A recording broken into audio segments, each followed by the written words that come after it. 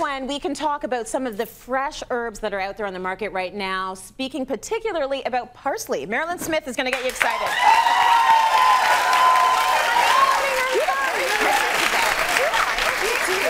Well, they were teasing me because I wore heels today, and apparently it makes me act differently. So I'm feeling very tall and regal. Yes, you are very tall and regal. And I'm tall today. Don't you see how tall I am? Look at how tall I am compared to you. No, but okay, sure, you're tall, I'm a total giant. Anyway, okay. We're talking about one of the most common herbs. Yes. But it's more than a garnish. Like in the ancient times, this was medicinal. Oh, it was? They also used it as bouquets for getting married. They wore them for real? For real, and they wore them in their hair as, you know, if you were like a champion. Yes. And apparently they gave it to women as an aphrodisiac. Okay. And so I think depending on if your husband's like a 1 to a 5, you would have to eat a whole bunch to get him up to a 10. So mine's an 8. I only need a little bit. Anyway, okay. So. No, but it was a really important herb in like 2,000 years ago. Okay. And then somewhere along in the Mediterranean, in the Middle Ages, there was a weed that looked like this, and people would eat it and they died. Oh. And so they started growing the curly one so they could tell the difference. Gosh, the history is very cool. Oh, I know. Why don't you write a book about that? Like this food history. I love this. That's very cool. But a lot of chefs are pretty, like a lot of people go, oh, this one tastes better than that one. So this is called flat leaf or Italian, and this is the curly one. So I'm going to blindfold you, and we're going to see whether or not you can tell the difference between, oh my God, it matches. It's so pretty. Okay, so here's the glass, and take a lit. Oh, hang on, I got to mix them up. I don't even know what's what. Okay.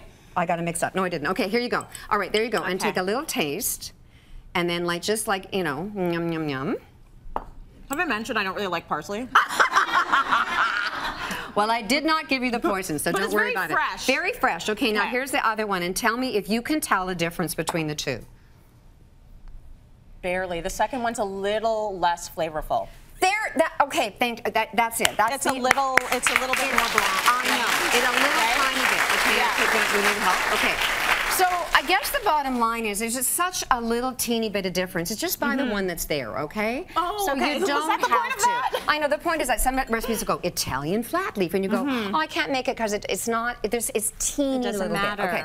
So when you get it home, they really splash the heck out of them with water. Yes, they're wet. They're wet, drenched because they're fresher that way. So when you get them home, there's always an elastic on them. Reduce the elastic down a little bit, and then put it in a bowl of water and swish it around so that you get rid of all that dirt. And then because I'm a water conversationalist, conservationist, I throw this in my plants, okay? And I did an Instagram story the other day, and someone says, your plants look so good. I think this is the secret. It's the parsley water. It's everything I put in that water. I put in that water. And then you're going to put it on a tea towel. Oh, sorry, I forgot the step.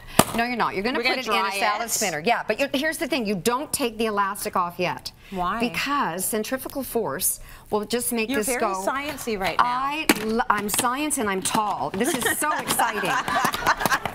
So this is really good when you get a lot of aggression out. It's like, oh yeah. I love salad spinners for this very reason. Too. They're fantastic. My son gave that to me when I was 8. He said, Mom, it'll save you a lot of time. Anyway. Good for him. And then when you put it on the tea towel, you see it didn't all fly all over the place. So then all the bottom part, the root part, is all in a line. Oh, I see. So when you go to chop it, it's easier, okay? Yeah. And then you roll it up in a tea towel. Okay. And then you roll it, and this should last for about a week, unless you didn't spin it well enough. Yeah. And then you're going to put it into a plastic bag, which is, so we'll just put it in with that one, and then seal it up. That guy's missing. Okay, we'll just throw him in there.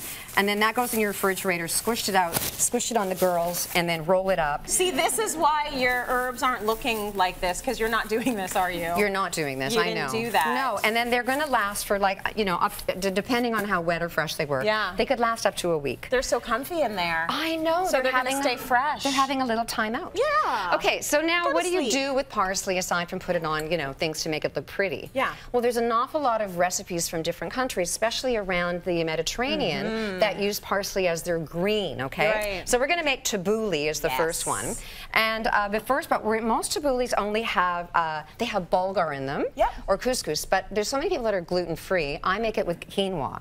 Oh, so you do? I do. So you're going to rinse your quinoa and then put it in a small pot. Like, don't put this little amount into a big pot, it'll burn, all right? 2 different tabbouleh recipes. One is just a regular one with tomatoes and parsley. You want to just dump and a those ton in. of parsley, which is great. Give me this stuff. Chopped up really big, and lots of mint and some onion. And my point is, use as much dressing. as you can, because you know you don't really necessarily want to be storing that much. No, and you know what? Because use a ton of it. I use parsley in all of my green salads too. I usually add at least smart. a cup. So that's just easy peasy. Okay. Now the next one is a little bit of a different salad, and it's one that I created with blueberries because blueberries are so fantastic. Yeah. And so I've got my quinoa there again. I'm going to add those great big cultivated blueberries, which I love. Rinse them off. When you're buying blueberries, make sure you're looking for the silver bloom on them. That means they're fresh and dry. If they get shiny, they're old. Okay. We're going to add some olives, some parsley, some green onion, and then we're going to make our salad dressing, which is with orange juice and ginger. You want to toss that, and then I'll put this in.